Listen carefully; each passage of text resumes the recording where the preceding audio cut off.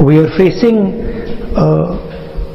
an attack on the basic structure. मैं वहाँ eight ए time मौजूद था और पूरी वारदात मेरे सामने हुई थी। वहाँ का जो मैंने वो देखा है, स्थिति का जायजा लिया है, वहाँ चारों तरफ से गोलियां बरस रही थी और कोई भी वहाँ प्रशासन का व्यक्ति मौजूद नहीं था। पहाड़ पर वो लोग चढ़े हुए थे, हम नीचे थे मंदिर में, करीब 6000 बच्चे, लेडीज और हम बुजुर्ग थे उसके अंदर। वो चारों तरफ पहाड़ पर चढ़ने के बाद चारों तरफ से फायर हो रहा था। जब हम लेडीजों को बाहर निकालने की कोशिश करते थे तो वो अपना फायर तेज कर देते थे और वहाँ जो गाड़ियों का हमने सिलसिला अपनी आंखों से देखा, वहाँ कम से कम मेरी नज़रों में, मेरी 76 साल की एज हो गई, कम से कम 300 गाड़ियों में आग लगाई गई और गाड़ियां पलटी गईं।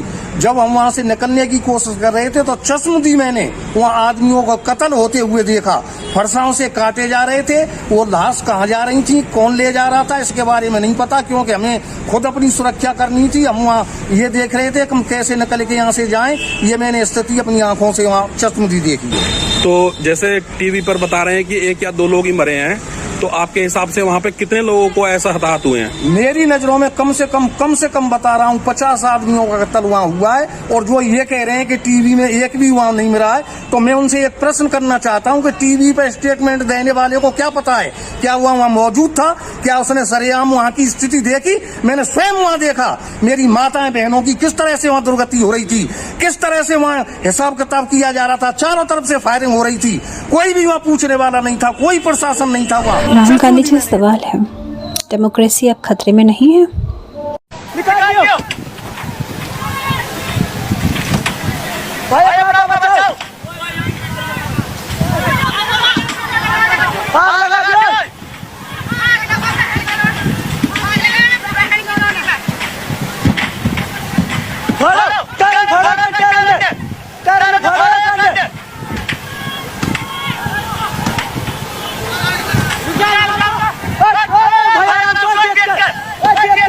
अब आपका कोई भी बयान नहीं आ रहा है, किसी प्रकार की सिंपैथी नहीं दिखाई जा रही है, इतना ज़्यादा भेदभाव क्यों? इस तरह से आप अपनी आंखें बंद क्यों करके बैठे हुए? उनके अलावा मोदी जी से भी मेरा सवाल है, देश में इतनी ज़्यादा अराजकता फैल रही है, इतनी ज़्यादा हिंसा हो रही है, आपको हम सब भारत का, हिंदुओं का, सनातन संस्कृति का नेता मानते हैं, आप क्यों नहीं बैन लगा रहे हैं इन सब लोगों पर? क्यों नहीं इस तरह के एक्शंस ले रहे हैं कि इनके हौसले इस तरह से जो बुलंद हो रहे हैं वो पस्त हों? हम कब ऐसा करते हैं कि इनकी कोई शोभा यात्रा निकल रही हो और हम इन पर जूते पत्थर और हम इन पर गोलियां चला रहे हों? इनका इतना साहस कैसे हो जाता है? कहाँ से इनमें इतनी हिम्मत आती है? हमारे ही देश में रहकर हमारे ही लोगों की धर्म यात्राओं पर इस तरह से ये लोग विरोध जता रहे। He is imposing an idea on India that we're facing an attack on the basic structure of Indian democracy. भैया ने पहले पत्थरबाजी की, फिर आग लगाई है। देखो यहाँ पे, देखो इनको गोलियां लगी हुई है भाइयों को। इसको अभी एम्बुलेंस आई है, सिर्फ में इसको गोली लगी हुई है। ये देखो अभी एम्बुलेंस सरकार की तरफ से पुलिस प्रशासन भी है यहाँ पे, देखो इसको गोली लगी हुई है। साथियों, जय श्री राम। आज ये मेवात की जलाभिषेक यात्रा जो नल्लड़ पहुंची है, इस यात्रा पर यहाँ के मुस्लिम समुदाय, बाहुल समाज के लोगों ने पथराव करा है।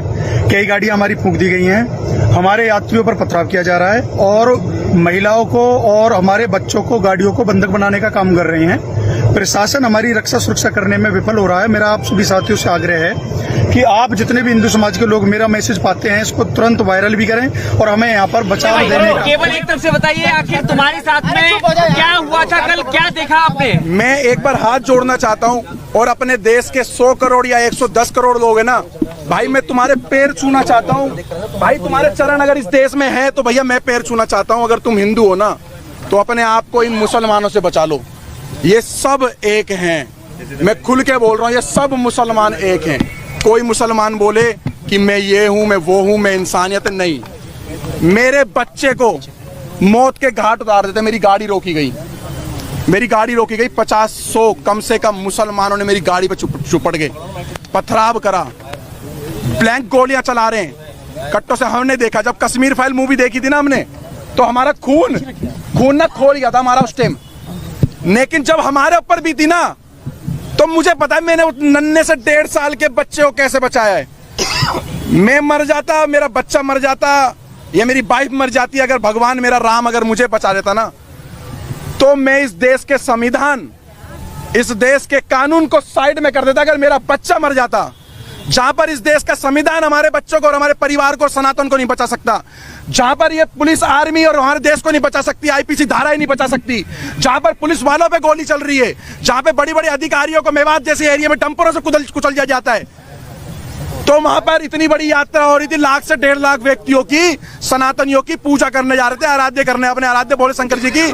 तो वहां पर आर्मी कहां गई, आपकी पुलिस प्रोटेक्शन कहां गई? 500 पुलिस वालों से 1.5 लाख बंदों की सुरक्षा आप करवा रहे थे। 2 से 3 दिन पहले से उन्होंने चैलेंज कर रखा था, बरगली चौक पे जो आएगा मौत के घाट उतारेंगे। ऐसी वीडियो। बताइए, जो पत्थरबाज थे वो पसमानदा थे या अशरफ थे? वो सारे मुसलमान थे। आप पसबंदा नहीं होता जी भाई साहब। कब तब आप राजनीति करोगे? गुजर, जाट, बावन, दलितों को वहां पर ऐसा दौड़ा करके मारा जा रहा था। औरतों का मांग का संदूर देख करके पत्थर मारा जा रहा था औरतों के मुंह पे। हाथ पे कलावा देख के, हाथ पे तरसूल देख करके हाथ काटे जा रहे थे वहां पर। हमारी गाड़ियों पे बजरंग दल लिखा या कुछ लिखा हुआ, कोई झंडा लगा हुआ था, उसको टारगेट बना करके मारा जा रहा था। प्री प्लान था, पूरा प्री प्लान था, पूरा प्री प्लान। 30 तारीख को फरीदाबाद के अंदर मैं कह रहा हूँ 100 में से 90% मुसलमानों की दुकानें बंद थी, मीट की और बिरयानियों की, क्योंकि इनके मौलाना द्वारा एक आदेश हो रखा था मुसलमानों को कि हिंदू जा रहे हैं मेवात, और आज ऐसी जगह पे जा रहे हैं कि जहां पर हिंदू लाख हो जाएगा और 50,000 से ज्यादा हिंदुओं का मौत की घाट उतारा जाएगा। मैं आपको सच बता रहा हूं, मैं कोई आपको झूठ नहीं बता रहा। जब मेरी गाड़ी में आप गाड़ी में कितने लोग थे, किस तरीके से, कितने बजे की गाड़ी में हम 7, अचानक क्या हुआ वो बताइए। हम लोग 7 से 8 जने थे। जैसे ही हम लोग बरगली चौक वाले रोड पे जैसे ही हम लोग आगे की तरफ बढ़ते हैं, तो हमें दिखता है कि कुछ लोग बाइक के पास खड़े हैं, 6-7 बंदे बाइक ठीक कर रहे हैं। हमें थोड़ा सा शंका हुई कि 6-7 बंदे बाइक ठीक कर रहे हैं। आगे एक ऑटो, कम से कम 10-15 बंदे ऑटो ठीक करने में लग रहे हैं।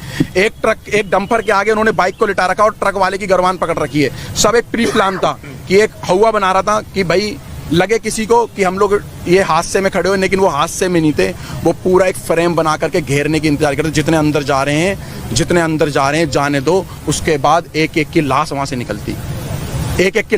निकलती, और हिंदुस्तान के अंदर ऐसा हो गया कि जैसे आज से कम 20-30 साल, 25 साल, 50 साल पहले अमरनाथ की यात्रा में होता होगा या हुआ है, या जैसे कश्मीर के अंदर हुआ है, जैसे कलकत्ता में हुआ है, कर्नाटक में हुआ है, केरल में हुआ है।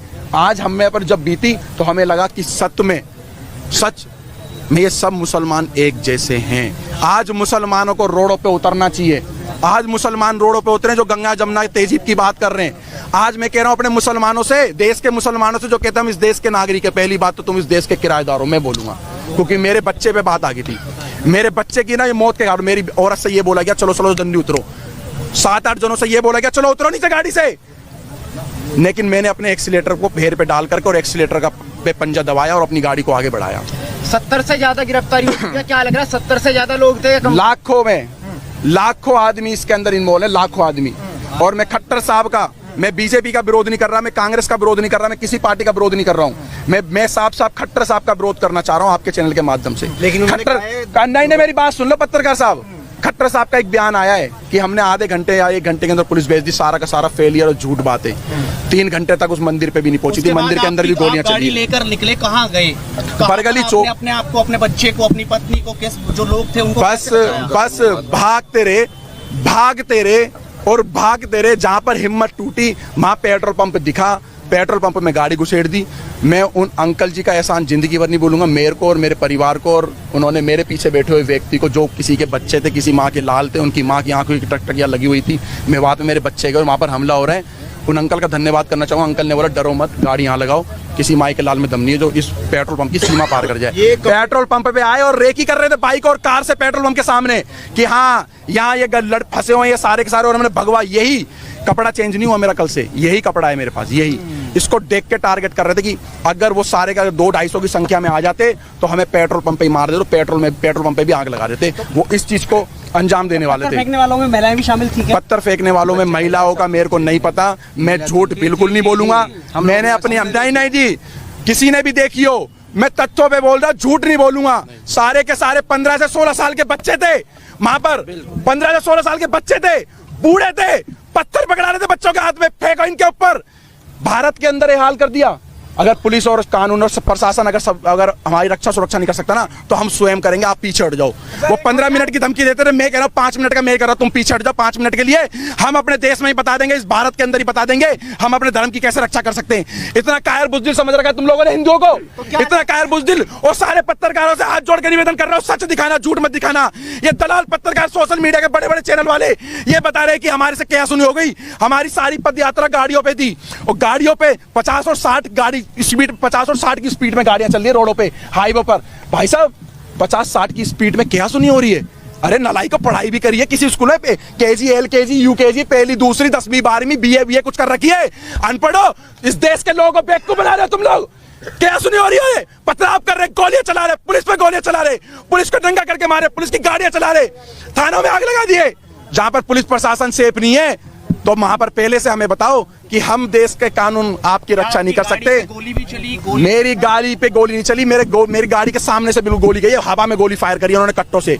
और ऐसे ऐसे वेपन उनके हाथ में थे, जो दिल्ली पुलिस के भी हाथ में ऐसे हथियार नहीं थे, आर्मी वालों के पास भी नहीं होंगे। मैं कहा दिल्ली पुलिस, हरियाणा पुलिस के हाथ में ऐसे हथियार नहीं थे, इतने बड़े सारे के सारे में वायलेंस हुई है, ये पूरी फंडित थी, ये पूरी की पूरी, ये पूरे के पूरे प्री प्लान के हिसाब से, फ्रेम के हिसाब से।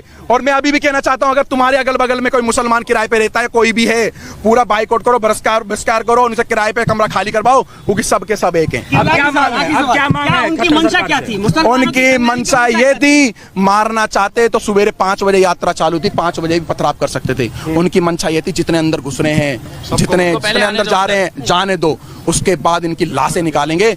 भारत के अंदर हिंदुओं पे हमला इस तरीके का हुआ। अगर तुम आप भी चुप रहे ना, तो फिर तुम अपने हिंदुओं का गुनाह, हमारा हिंदुओं गुना, हिंदुओं गुना, हिंदुओं गुना, क्या गुना करा भाई हमने?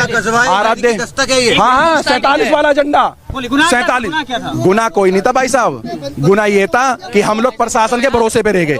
अगर प्रशासन हमें पहले बोलता हम तुम्हारी सुरक्षा नहीं कर सकते, तो हम अपनी सुरक्षा स्वयं करते, और कैसे भी करना।